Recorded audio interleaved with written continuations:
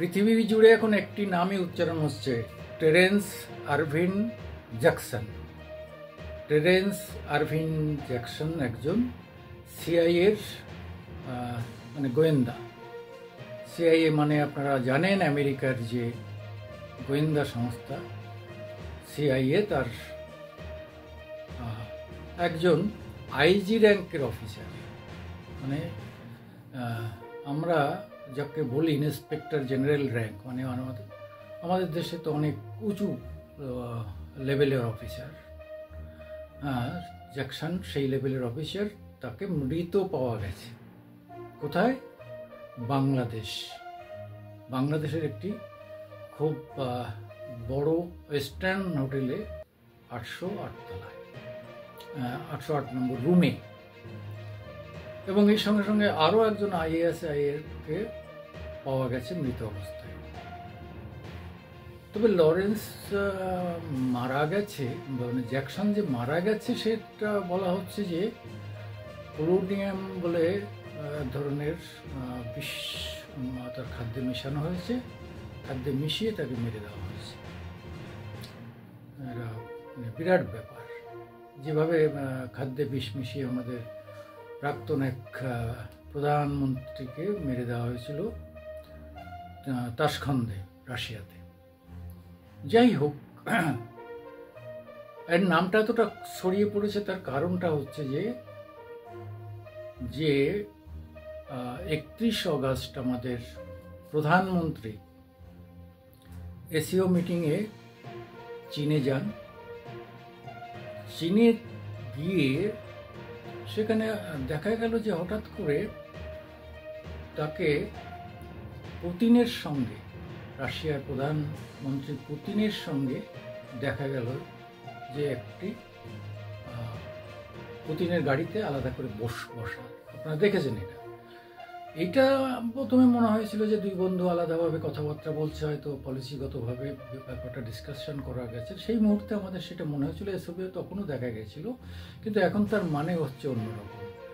অর্থাৎ কেজিবি মানে রাশিয়ার যে গোয়েন্দা দপ্তর, আমাদের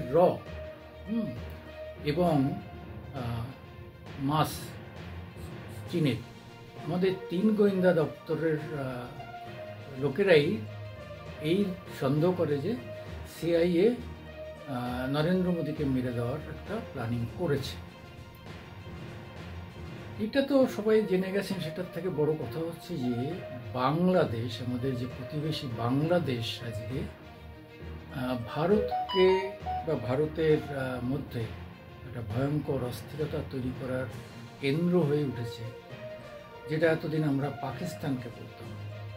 পাকিস্তানকে আমরা দোষ দিতাম, বা পাকিস্তানের যত রকম সন্ত্রাসবাদীদের হেড অফিস ছিল পাকিস্তান, আজও আছে। লস্কর-ই তৈবা থেকে আরম্ভ করে যত রকম ধরনের মানে কুখ্যাত, পৃথিবীর কুখ্যাত সমস্ত সন্ত্রাসবাদীরা পাকিস্তানে থাকতো। কিন্তু বাংলাদেশে কিন্তু এই চেহারা কোনোদিন আগে দেখা যায়নি। অনেকে বলছে বাংলাদেশ পূর্ব পাকিস্তান হয়ে গেছে। ভুল কথা। পূর্ব পাকিস্তান যখন হয় তখন কিন্তু অধিকাংশই হিন্দু মুসলমান মিলে সেখানকার মানে 85% লোক কিন্তু তারা পাকিস্তান বিরোধী ছিল। তারা ভারতের বন্ধু ছিল এবং ভারতও তাদের বন্ধু ছিল, এবং সেখানকার মানুষ ছিল গণতান্ত্রিক এবং তারা খুব শান্তিপ্রিয় ছিল। পূর্ব পাকিস্তানের থেকেও এখন যা অবস্থা হয়ে গেছে, এখন উল্টে গেছে। এখন 70% মানুষ হয়ে গেছে ভারত বিরোধী, এবং তারা পাকিস্তানের সঙ্গে হাত মিলাতে চাইছে, অর্থাৎ পাকিস্তানপন্থী, পশ্চিম পাকিস্তান হয়ে যেতে চাইছে। পূর্ব পাকিস্তানের ক্যারেক্টারটা এখন পুরো পাকিস্তানের ক্যারেক্টার এসে গেছে। অর্থাৎ দুটো মিলিয়ে এখন আর পূর্ব বলতে হবে না, পাকিস্তান বললে হয়। কিন্তু তার থেকে বড় কথা যে পাকিস্তানের মতো করে যদি আজকে বাংলাদেশেও ভারতে প্রধানমন্ত্রীকে মারার পরিকল্পনা যারা করে তারা এসে স্থায়ীভাবে বসবাস করতে পারে, এবং বাংলাদেশের কোনো গোয়েন্দা নেই, নিশ্চয়ই আছে। এটা তাদের কানে তাদের পরিকল্পনার মধ্যে থাকতে পারে, তারা জানতে পারে, জেনে হয়তো চুপ করে গেছে, এটাও হতে পারে। আবার এটাও হতে পারে যে না, তাদের গোয়েন্দা এতটা এখনো পরিপক্ক নয় যে সিআইএ এর কোনো প্ল্যানকে তারা আউটবাস্ট করতে পারে, তারা সেটাকে ধরতে পারবে, এমন বাস্ট করার মতো ক্ষমতা নেই, সেই তদন্ত করার মতো ব্রেন নেই। আবার থাকতেও পারে, আবার চুপ করে যেতে পারে, এটা একটা ব্যাপার। কিন্তু সেখানে যে স্থায়ীভাবে এতদিন লুকিয়ে বসেছিল এই যে ব্যাপারটা, এটা তো মানে কোনো মতেই মেনে নেওয়া যায় না। দুদেশের ওখানে কিছু তো পাকিস্তানপন্থীরা চেঁচিয়ে যাচ্ছে, তারা সব কিছুতেই ভারত ভারত ভারত করলে আসলে ওখানকার সোশ্যাল মিডিয়াতে তারা মুখ দেখানোর জন্য, একটু পপুলার হওয়ার জন্য এবং পাকিস্তানের সঙ্গে একটু পপুলার হওয়ার জন্যই তারা মুখ দেখিয়ে ভারতের বিরুদ্ধে বললেই দেখা যাচ্ছে যে কিছু সোশ্যাল মিডিয়ায় এত পপুলার পাচ্ছে, তারা লাইকস পাচ্ছে, সাবস্ক্রাইবার পাচ্ছে, টাকা ইনকাম করছে।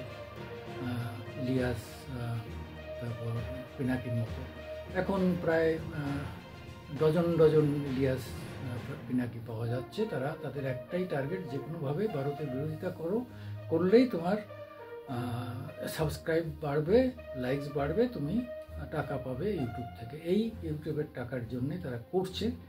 কিন্তু ভয়ঙ্কর এই পদক্ষেপ যারা তারা নিয়ে যা করছে, ভারতকে ডিস্টাবলিশ করার জন্য আজকে নয়, বহুকাল ধরেই আমেরিকা চেষ্টা করে আসছে।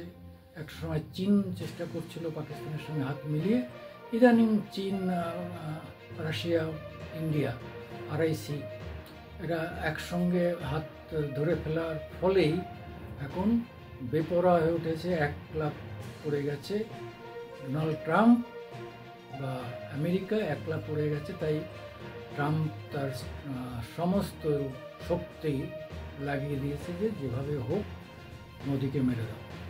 ওদিকে আফগানিস্তানে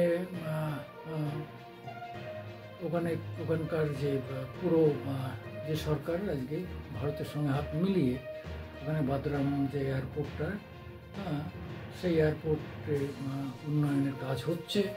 আমেরিকা জুড়ে, মানে আফগানিস্তান জুড়ে একটা সময় আমেরিকার যে প্রভাব ছিল, সেই প্রভাবটা এখন জিরো হয়ে গেছে। এবং ডোনাল্ড ট্রাম্প সেটাও ভাবছেন যে আফগানিস্তানে তিনি হামলা করবেন ইত্যাদি ইত্যাদি। কিন্তু আজকে জিওপলিটিক্স যে জায়গায় গেছে, আর সেই দিন নেই যে আমেরিকা আফগানিস্তান, ইরাক, ইরান যেখানে খুশি সিরিয়ার উপর বোম ফেলেছে পালিয়ে আসতে পারবে, সেদিন আর নেই। যাই হোক, আপনারা, আমাদের একটাই অনুরোধ, বাংলাদেশ আমাদের বন্ধু শুধু নয়, আমাদের সঙ্গে হৃদয়ের সম্পর্ক, কালচারের সম্পর্ক, বহু আমাদের রক্তের সম্পর্কের লোকরাও পরে আছেন। ফলে বাংলাদেশ কখনোই এই ফাঁদে পা দেবে না, এটা আমরা আশা করি। আমি সুকুমার দেবনাথ, আমার আজকের দিনে ইউটিউবে আপনাদের স্বাগত জানাই। আপনারা আমাকে সাবস্ক্রাইব করে একটু দয়া করে এগিয়ে দেবেন।